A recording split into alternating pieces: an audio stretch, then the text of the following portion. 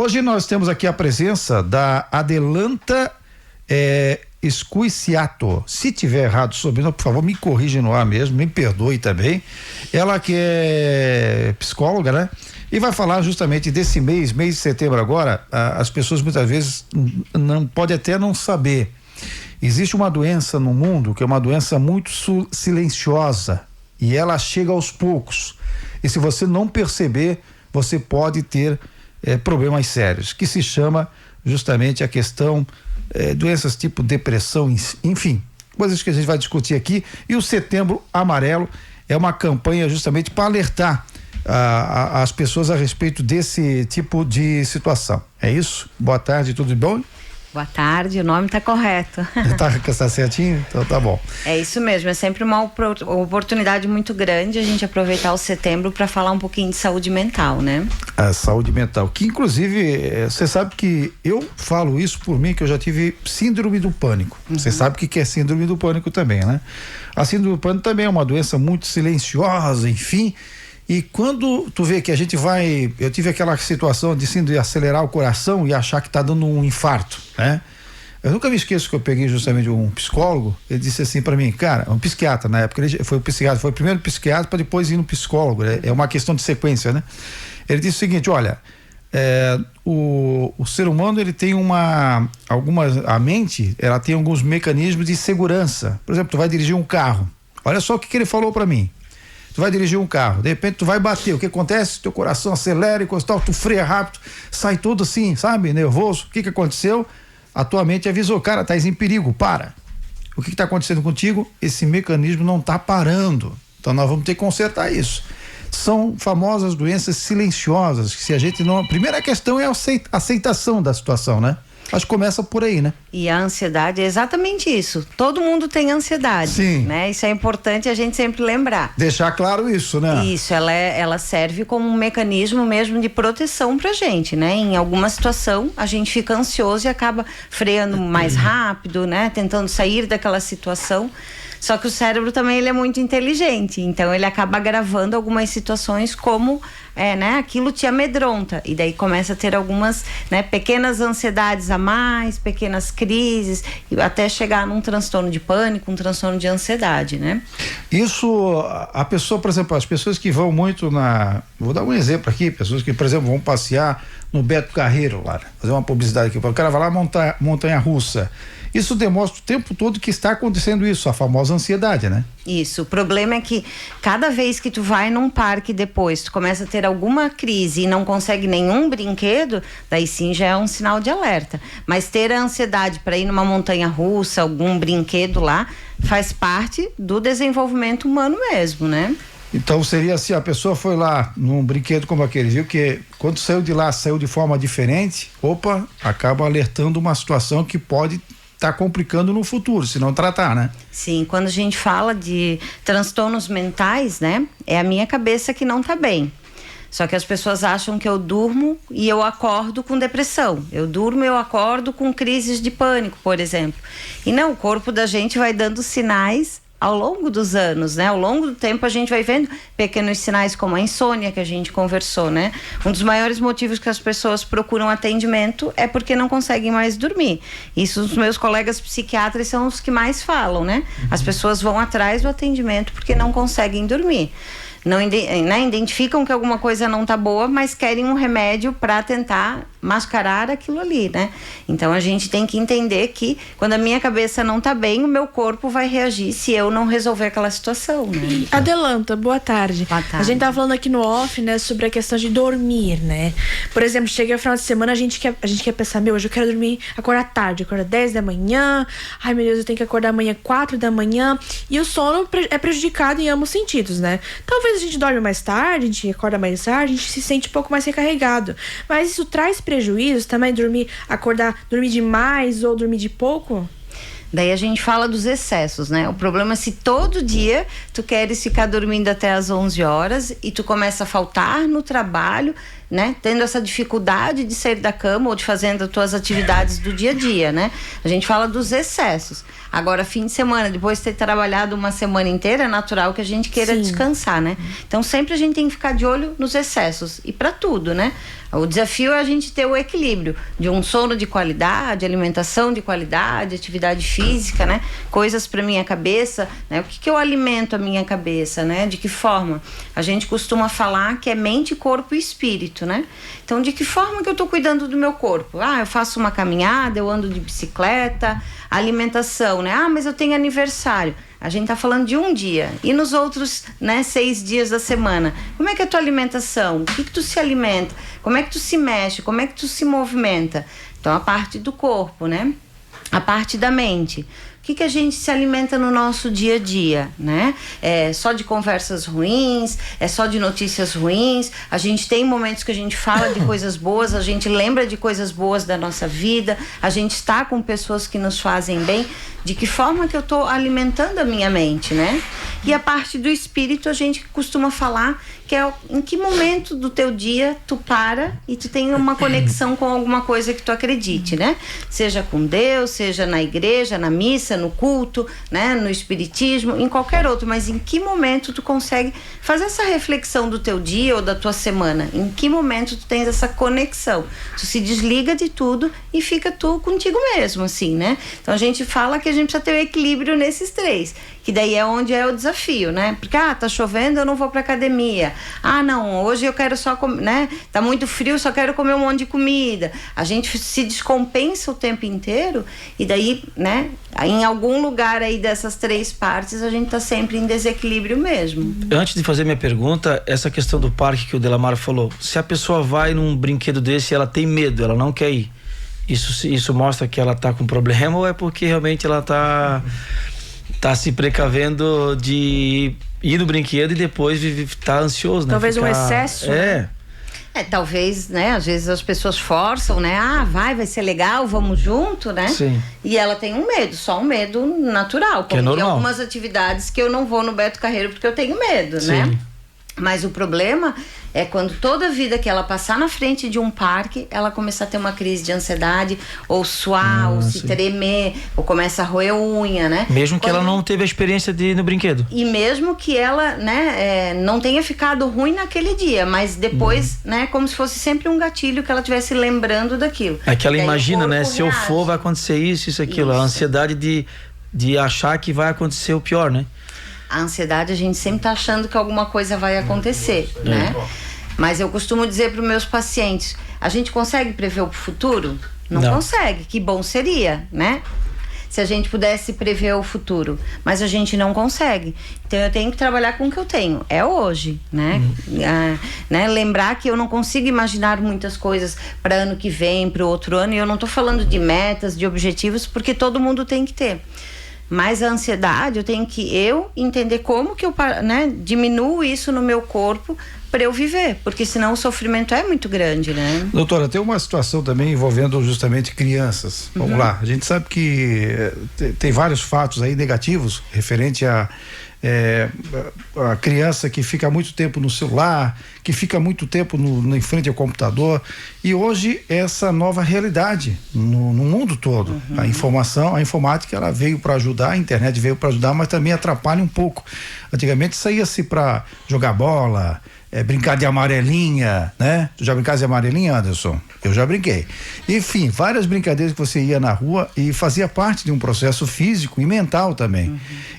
Esse fechamento das crianças, porque muitos pais dizem assim, é melhor estar em casa no computador do que estar na rua. Qual é a orientação no caso do profissional como vocês, para os pais, numa situação como essa?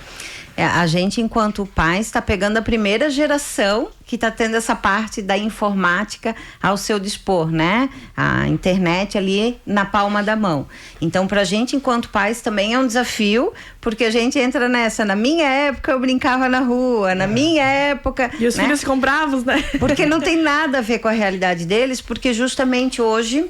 Como é que eu vou deixar meu filho brincar na rua que eu não conheço os moradores?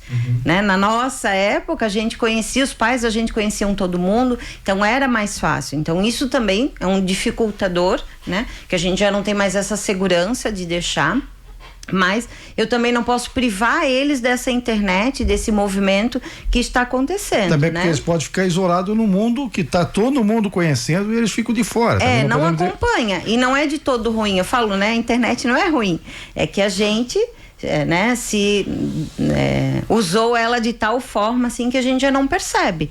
Quantos de vocês já viram a gente às vezes almoça mexendo no celular, né? Podem reparar em restaurante, sempre tem alguém mexendo no celular enquanto está comendo, dirigindo, né? A gente vê em várias situações que é como se a gente também não se desse mais conta que a gente está no celular, né? A gente se desliga do mundo externo e fica ali. E para as crianças e os adolescentes, nós somos os orientadores deles, né? Então a gente é que tem que sempre estar puxando a rédea mesmo disso, e o que é combinado não sai caro. Então os combinados com criança e adolescente é que acabam dando mais certo mesmo. Mas a falta de atenção para os pais para essa situação pode alavancar situações complicadas para a saúde mental da criança, ou não? Com certeza, a gente viu agora o Felca aí abrindo uma caixa de Pandora da internet, né? E a maioria dos adolescentes, por exemplo, eles têm esse TikTok, que é uma terra sem lei. Então eles têm acesso a muitas coisas que a gente nem imagina. Tem aplicativos que eles tiram foto e a foto some e só os amigos deles veem, né? Então assim, a gente tem que estar monitorando. Eu não preciso necessariamente gostar de futebol porque o meu filho gosta, mas eu preciso estar em algum momento passando ali, vendo o que ele está vendo, o que ele está jogando, né? Ter esse diálogo é importante, a gente está sempre supervisionando, sim. E até também tem opções, tem ferramentas, o próprio Google, Apple, né, que podem estar ajudando a monitorar, né? Com certeza, tu consegue tanto colocar aplicativos que eles podem usar, o que eles podem baixar, tu desliga a hora que tu queres o celular deles, então é uma ferramenta de monitoramento para os pais. Mas, de novo, assim, a gente entende hoje que, né, essa parte da punição, ela já não funciona mais. Na nossa época funcionava. A gente apanhava e pronto. Hoje isso não funciona. Com eles é o diálogo, se aplicar né? isso, pode gerar situações desconfortáveis para os pais, né? Sim. Esse é o problema. A gente perde a razão sempre, justamente, né? Principalmente porque a gente entendeu e os estudos nos trazem que isso não educou ninguém. Muito pelo contrário. Se tu falar com um adulto que apanhava, não, eu tenho, né, trago uma mágoa do meu pai porque eu apanhava assim, né? Então isso não ajudou em nada, muito pelo contrário, fez ter mais mágoas aí nessa vida. Mas né? Depende da personalidade da criança, porque algumas crescem e não tem mágoas, veem que aquilo ajudou elas a crescer, a se transformar em uma pessoa, mas outras levam mágoa e viram até rebeldes. Então depende da personalidade da criança? Todo mundo tem uma personalidade, cada um é de um jeito, né? O que vai mesmo vai dar presença. Hoje o que os nossos filhos eles precisam é presença, né? Eles precisam saber que eu trabalho o dia todo, que eu trabalho um dia de noite, mas e os outros dias? Em que momento que eu tô com ele? Sábado e domingo, o que eu faço com ele de uma coisa que ele gosta? Não só o que eu gosto, né? Não só as minhas coisas da casa, mas com ele. Então, assim, a gente precisa entender que eles precisam de presença. Não de presente como a gente acha, vou trabalhar, fim do mês eu compro alguma coisa para te dar. Não é isso, né? Mas em que momento tu senta para ver um filme, para ver uma série que ele gosta, fazer uma pipoca? Acho que a gente precisa voltar às coisas simples, porque senão mentalmente a gente não vai dar conta mesmo, né? Talvez o problema maior para essas pessoas que ficaram traumatizadas, que apanharam na infância, porque apanharam sem ter motivos de apanhar.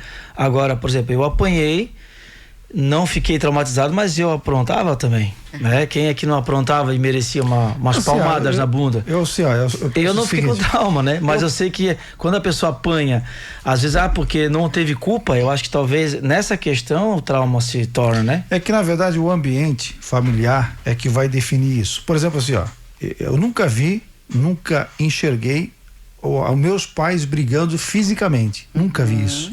Nunca na nossa frente aconteceu isso. Mas tem famílias que vê muito disso. Eu acho que isso já começa pelo trauma de convivência, da forma como é feita essa, entre aspas, a harmonia entre essa família. Já tem um problema. Se a gente for pensar historicamente, né? Eu não me recordo da minha avó falar em psicólogo, em psiquiatra, do meu pai, da minha mãe, né? Eu tenho 44 anos, então assim, eu não me recordo na época deles terem esse tipo de fala. Mas Eles foram aprendendo foi passando de gerações a conduta que era muito assim de se bater mesmo, não tinha o diálogo, né? A gente está vindo numa outra pegada que a gente entende que a gente precisa cuidar um pouco da nossa cabeça e falar um pouco sobre as emoções. E os nossos filhos de 20 para baixo aí vão nos ensinar ainda mais, porque eles são muito mais dependentes emocionalmente, né? Então a gente vai ter que estar meio que puxando cada vez mais por eles, porque muitas das vezes eles não conseguem resolver sozinho. Tavas falando, brincava na rua, jogava amarelinha, jogava bola e tal. Se tu brigasse na rua, tu já desbrigava na rua, tu nem trazia isso pra casa, não, né? Se bobear, apanhava em casa, porque brigou lá fora. Isso, E hoje não, quando acontece alguma coisa, traz pra casa, daí em casa todo mundo já se envolve, né? Então, emocionalmente, eles vão ser, né, estão sendo mais dependentes. É uma geração que tem mostrado muito isso. E outra coisa também, né, doutora? Tinha, na época, quando a gente fala de vós, dos nossos avós, as famílias eram muito maiores. Era o casal com 7, 10 filhos. Hoje em dia, é um casal com um filho, né? O máximo 2, se bobear, um pet, né? Ou seja, a responsabilidade de quantidade de pessoas dentro diminuiu também. Com certeza. Você tem um controle maior. E daí a gente tinha, né, antigamente, as vós, por exemplo, não trabalhavam. Então eram elas que ficavam no período que as crianças não estavam na escola, ficavam com os netos, e essas crianças ficavam todos no movimento, brincando na rua, né? E essa avó conhecia todo mundo da rua. Hoje a gente já não tem mais essa avó que não trabalha, né? Hoje a gente já está numa outra realidade que a gente precisa trabalhar, e a gente tem essa questão da internet que faz com que às vezes a gente se distancie bastante também deles. Tem né? uma outra coisinha que eu queria destacar, é sobre aquelas falas que a gente ouve de depressão e ansiedade. São as mais comuns, né? Mas claro, tem outras, mas destacando essas, que, por exemplo, ansiedade é falta de lavar uma louça. A gente ouve disso da ansiedade, né? Da depressão, eu tenho uma dúvida genuína. Eu sei que depressão não é preguiça, é um transtorno, um problema, né? Mas tem essa dúvida de onde que a gente consegue distinguir o que pode ser uma leve preguicinha nossa a um problema sério que pode evoluir. Porque a depressão, se não cuidar, a pessoa se mata, né? Então, quando é que eu consigo distinguir, saber dentro de mim o que tá errado e o que tá certo? Quando tu começa a deixar de fazer coisas que tu gosta. Eu gosto de todo sábado caminhar na beira-rio. Começo a não fazer. Uma vez por semana eu me encontro com as minhas amigas. Começo a não fazer. Dentro de casa, eu gosto de ver série todo domingo à tarde. Quando tu vai perdendo a vontade de fazer coisas que tu gostava, tu vai deixando as coisas que tu gostava, porque tu não consegue fazer, tu não sente mais prazer naquilo. E né? quando vê, tu pode até estar deixando de escovar os dentes, tomar banho. Quando a gente fala em um caso mais grave, sim, a grande maioria fica dias sem tomar banho, né? Porque daí é como se nada fizesse sentido, né? Por que fazer aquilo? Por que escovar meus dentes, né? É algo desse gênero? Porque a vida tá pesada, né? Eu não tô dando conta da vida, então eu cuidar de mim é o que menos importa, se a minha cabeça não tá me ajudando nesse momento, né? Nós estamos aí comemorando então esse setembro amarelo, né? Esse setembro amarelo, ele é registrado de que forma? Que tipo de trabalho é feito durante esse período? Então, a gente tem pelo Ministério da Saúde o Janeiro Branco, então a gente começa o ano já falando um pouco sobre saúde mental, e a gente tem esse movimento do Setembro Amarelo, que é do CVV, que é o Centro de Valorização da Vida, e que pra gente é muito bom porque a gente tem 2 oportunidades no ano de falar sobre saúde mental, de cuidado, né? Ele é específico sobre, né, sobre a vida. Quando a gente fala em suicídio, a gente pensa que a pessoa já está num alto nível de sofrimento. Aquilo não foi de um dia para o outro, aquilo foi, né, às vezes ao longo de alguns anos foi se acumulando para chegar num ponto de desespero desse, né? Então a gente tem que entender que eu tenho que olhar para mim, eu tenho que olhar para as pessoas que moram comigo, porque a gente vai dando pequenos sinais ao longo desse tempo de que as coisas não estão bem. E começam por coisas que eu gostava e eu vou perdendo o prazer disso, né? O isolamento também, né? A pessoa não sai muito de casa, não tem mais muita amizade. Deixa as pessoas de sair convidam, grupo de amigos. As pessoas convidam você para sair, mas acaba não saindo. E quem está acompanhando isso, no caso, a pessoa próxima, como é que consegue ajudar, de que forma? Qual é a orientação que a psicóloga passa para a família poder ajudar? Então, antes tinhas comentado ali sobre, né, a gente escutar muito fala pejorativa sobre isso, né? Eu acho que começa por isso, assim, né? E aqui é uma oportunidade da gente falar mais sobre saúde mental, porque daí quem está em casa vai começar a identificar que, né, Maria não está bem e começar a conseguir falar com a Maria, porque há um tempo atrás, quando a gente falava, tu não tá legal, vai num psiquiatra, vai num psicólogo, a pessoa até te xingava, né? Eu não tô doido, né? Pois é, o cara, isso, o cara tem aquela preconceito. Justamente de achar que psicólogo é só para doido. Vamos falar na linguagem popular. E não tem nada a ver isso, pelo amor de Deus. E daí a gente precisa entender. Eu falo que doido é quem não se cuida, né? Porque se a minha cabeça não tá bem, ela não vai estar bem no trabalho, ela não vai estar bem em casa, ela não vai estar bem em lugar nenhum. Se eu tô com dor no joelho, eu vou no posto de saúde. Tá, fiz raio-x, não melhorou. Ele me manda pro ortopedista. O ortopedista manda eu fazer fisioterapia. Tomo remédio. Isso eu não questiono, eu faço porque eu estou com dor no joelho, é visível e eu já conversei sobre o meu joelho com todo mundo. Agora, quando é da cabeça, tem uma dificuldade muito maior, porque as pessoas têm vergonha, assim, de dizer que eu não dou conta sozinho, né? A questão de medicamentos, a gente sabe que a maioria dos medicamentos utilizados para esse tipo de tratamento tem que ter a receita, aquela regra toda, né? A gente chama de faixa preta, né? E tem muita gente que eu já vi dizendo, não, eu tô pegando medicamento com o meu amigo que também toma, tem o mesmo problema que eu. Não é recomendável isso, né? Porque a dosagem muitas vezes não é a mesma, ou o problema não é o mesmo, né? A gente fala, por exemplo, a depressão, né? De uns 20 anos para cá, a gente tem falado muito mais sobre isso, mas já acontecia pegar a medicação da vizinha, de não ir num médico, né? Rivotril. E a gente precisa, o Rivotril, que é o mais conhecido, né? Que é o clonazepam, a gente precisa falar sobre isso, porque o que dá certo para mim não dá certo para ti. Não adianta, né? A gente querer pegar medicação dos outros. A gente precisa entender que cada caso é um caso, né? E procurar sempre o profissional correto para fazer o tratamento, né? Para ter o tratamento correto. São 12h46. Bem, tem mais alguma coisa que você queira falar, que a gente não falou, que você queira reforçar aqui? Só queria passar que aqui na rede municipal, né? Então a gente tem as duas clínicas escolas, da Unifeb e da Uniaselv, que a população pode estar procurando. Nas unidades de saúde, as unidades de saúde encaminham para o psicólogo no ambulatório de saúde mental, ali na frente da policlínica. E a gente tem os 3 CAPs também em Brusque, né? Que daí são para níveis mais graves. Mas não deixe de ir atrás, de procurar, pode ser para ti, pode ser para um ente querido, né? Mas o que não dá mais é a gente ficar adoecido de tal forma de não tomar banho, de não sair de casa, porque a medicina está aí para nos ajudar, né? A questão da saúde está aí, a gente está cada vez mais abrindo espaço para a população, justamente para atingir a todos, né? Muito bem, agradecer a presença aqui da Adelanta Scuiciato, é isso? Tá certo o sobrenome?